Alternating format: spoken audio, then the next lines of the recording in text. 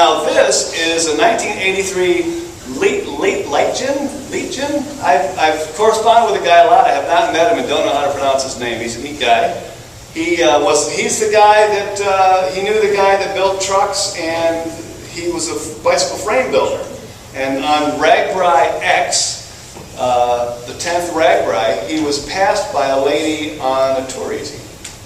And he thought, what the heck is that? And sprinted on his custom road bike that he built, and caught her, and talked to her for a while, and went home and designed and built that. So there you go. He donated that to the collection too. The seat on this bike weighs as much as a new linear frame. He rides a new linear now, actually.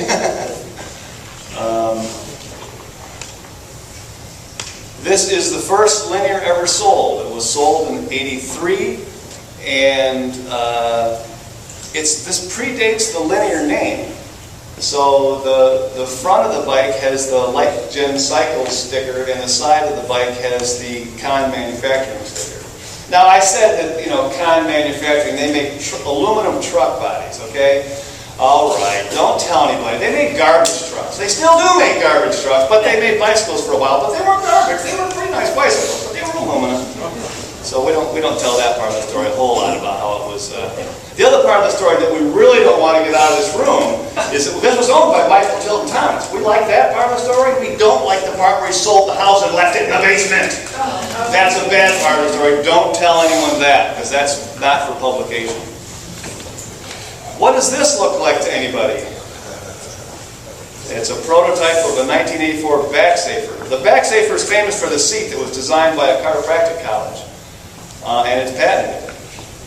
But they apparently looked around at some catalogs and pictures before they designed the frame. I'm just guessing. This is the first one. It's a one-of-a-kind prototype. It proved the concept, and then they went into production with a much different frame. They made 75 in Florida, and then they licensed the design in about 2005 to Sun, who made a much heavier version that, if you ever see it online, don't buy it to ride it. Buy it to collect it, maybe, but not to ride it, really. I've done that. Not so much, okay? Good, moving right along.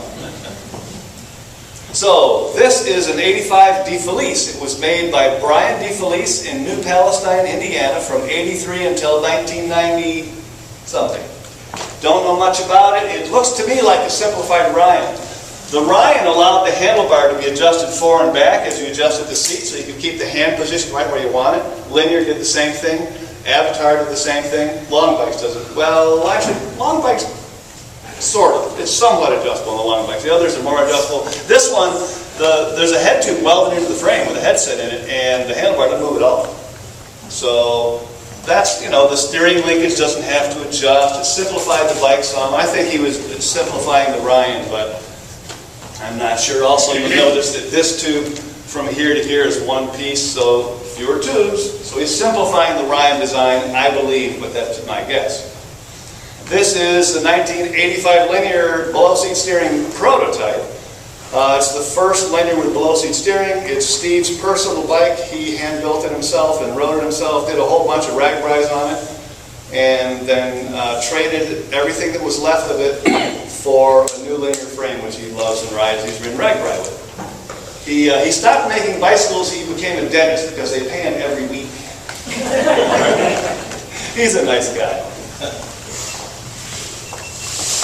Okay, this is a 1986 production linear. Now, doesn't look a lot different from that last one, but hey, it is. I can tell. If you look closer, you can tell it is. So, some of the things, linear was a really, really cutting-edge recumbent at this time. It's the first recumbent with foam under your butt and mesh behind your back in the seat. It's the first folding recumbent, the first aluminum recumbent, the first recumbent with custom tubing made just for that bike, the first seat with a pocket in the back. And Mikey says they copied the frame, the extruded frame design. Now, you can have a cutting-edge bike in 1986, but in 2002 we bought their assets, and the newest drawing in their files was from 1992. So if you do absolutely nothing for a decade except reproduce the same bike, you will not be cutting edge anymore, right? Okay, yep, I'll move right along now. So this is a really cool bike. It's the, I'm guessing 87. I bought it under the name Brassbent. A guy built it for himself. Notice that the seat is welded to the frame, and the bottom bracket is too. There is no X-seam adjustment. Nothing. It fit somebody, we don't know who. Also, the sissy bar in the back, I'm thinking the 60s, right? But no, it's got to be newer than that. Pretty sure. That's welded to the frame too. So to disassemble this bike and ship it? No, not much. You can take the wheels off, you can take the crank off, but taking the seat off doesn't help. You can take the handlebars off. So I bought this from a guy, and I bought it. I said, I'll give you $500 for it. You pay the shipping. He said, okay. I didn't know at the time it wouldn't come apart. He was in California. I was in New York. He left it with a friend. He left the country for a while. We went back and forth by email, where's my bike, where's my bike? And so he said, oh, well, I'll have my friend take it to a place to ship it. I'll have my friend ship it to you. And I said, well, has he ever done this before? Is he competent to? Oh, he's a vice president of a multi-million-dollar company. Yeah. Okay. What? Huh? So, if you're the vice president of a multi-million-dollar company, how do you ship a bicycle? You take it like this, you go to a UPS store, you say, that needs to reappear at this address. Thank you. Okay, and the UPS store goes, ooh, and they bought a custom large box. They didn't disassemble anything. They didn't take the wheels off, nothing. The pedals were on, the crank, everything. And they put the bike in the box with no packing material. And they shipped it to us UPS. It arrived with the handlebar sticking through the box. No damage, okay? The shipping, remember I bought it for $500 including shipping? The shipping was $600. You know, so this guy's a vice president of a, yeah, he knows what he's doing. I think it's a chair. Yeah, that's a big one. And it's not like it's got a 20-inch rear wheel. Right? So you can never drive that chainring in the big gear. What? There's also no front derailleur. So, yeah, okay. Somewhere there's a guy with just that X-seam and bad knees. And the front wheel is a 16-inch with a solo tire. Now where am I going to get a replacement? I'm not even going to try. Yeah, okay. Well, in the sissy bar, normally in the 60s, that's what your friends push. Right. And that's probably for when you're on that big race. When you get up the hill, yeah, right. I can see the start of the hour race, right? There you go. Okay, this is an Infinity tube, and square tube. It was made by Ace Tool and Die in Mooresville, Indiana. It's a square tube aluminum frame. They were known to break sometimes. The seats broke sometimes. I think the frame broke from chain tension. I haven't seen one break, but I'm guessing it breaks right there. I'm guessing. So if you have an Infinity, look for cracks around this weld here. I'm guessing that's it. But if you find a crack somewhere else, don't ride it and let me know. One of the neat things about having a collection like this is once in a while somebody will call us up and say, do you have a part for my burr, burr, burr, burr, burr? And I get the ladder out and I climb up and measure and we make one occasionally. Yeah, it can be real expensive. If we start out by doing a 3D CAD drawing and then having the part made in the machine shop, we're going to have $200 in the drawing, okay? So if you got a bike you love and there's something that you just really need for it, call us, but be prepared to be disappointed, okay? Sometimes we do, it's fun, sometimes we don't, it's probably more profitable. This is a 1988 linear. The only real difference between that and the last one I showed you was that the last one, the beam was 1.25 inches wide, and this one is 1.5 inches wide. And it took about 2 years for them to decide that handling wasn't that good with this thin frame. They may have had a few failures also, and they went to the wider frame. The wider frame was in use until last year. When we bought their assets, we got the production, the die to make that tubing. We used the same tubing until last year. Now we've gone to a wider tube to get it stiffer. So we were trying to decide how wide is the correct width. How stiff do you want it to be sideways? Well, when you pedal, stiffer is better. When you hit bumps, more flexible is better. So we want the frame as wide as we can make it. You know, how wide? So what's the limit on how wide it is? It turns out it's the front derailleur being able to reach the small chainring. So we made it wide enough. You know, on the linear, there's a little flange on the side of the beam.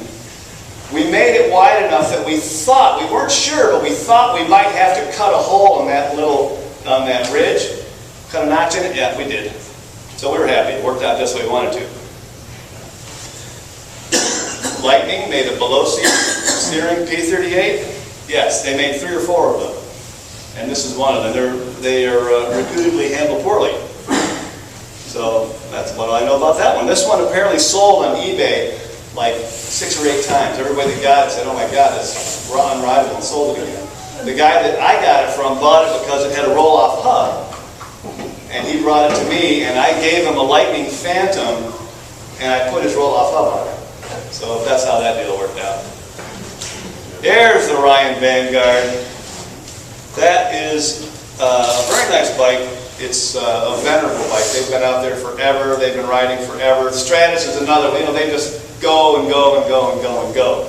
We have remanufactured steering linkage for the Vanguard. So that's relatively easy. We can definitely do a steering linkage on a Vanguard. We have made the handlebar mounts for a Vanguard. That was complicated. Somebody took it apart and lost the part. You know, and they had a complete bike in good condition with this one part missing. And it was expensive, but he was going to, you know, he sold the bike for $2,000 or $1,500 or something, and the part was a small fraction of that, so it made sense for him to do it. That bike is pretty much original, and it has the double R logo that Rolls-Royce sued them about. So this predates, that's how we dated it in the 90s, from looking at the components on it and the logo and the date of the lawsuit. Okay, can anybody tell me anything about this bike? It's the direct ancestor of Ice. Very good, I heard it over here.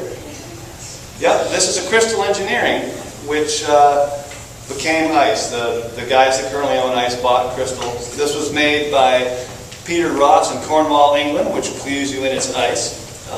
92 is the year this was made, and that's also the first year that a trice was sent to the U.S.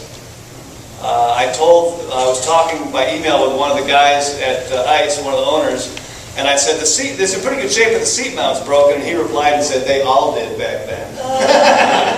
It's welded back together, it's rideable, and it's a direct ancestor of the ICE bikes. And one of the things that's neat about having a collection of bikes like this is you can look at what they did a long time ago and look at what they're doing now and say, now, what did they change and why did they change it? Ice got more torsional rigidity out of the frame than that one has. If you grab the rear wheel and shake it side to side, the whole bike wants to dance. You know, you don't want your bike to dance. You want your bike to be rigid. And maybe flex vertically, but sideways, no, rigid. This is an Easy One made in America, made in California, designed by Gardner Martin. It was his idea to make the Tour Easy economical, and he made it in California. And that went along really well until this happened. In '93, Bike E came out with a bike which they didn't say they copied the frames from linear. They said we saw a linear frame before we designed ours. I translate that. They copied it. So after the Bike E came out, the Easy One, Gardner put it out of production and said, you know, I can't make it to compete with the Easy One. I just can't do it at that price, so I'll just put it out of production. And he was buying all his parts from a company called J&B, all his bike parts for the Easy Racers, for the Tour Easies and Gold Rushes. And one day he got a phone call from them because he was buying the parts from them. They knew how many he was selling. And they decided that he had gotten big enough that it was interesting, and they offered to buy the business from him. And he told me, you know, Gardner was a great guy. He told me, he says, I'm making $100,000 a year now. There's not enough money in the world to get this company out of my hands. I'm having fun, and I have all the money I need. So, no, I'm not going to sell this business. He said that night as he was falling asleep, he said, they could make the Easy One in Taiwan. So he licensed the Easy One, and this is the first American design that was later imported from Taiwan. I think it's the first recumbent imported from the Orient.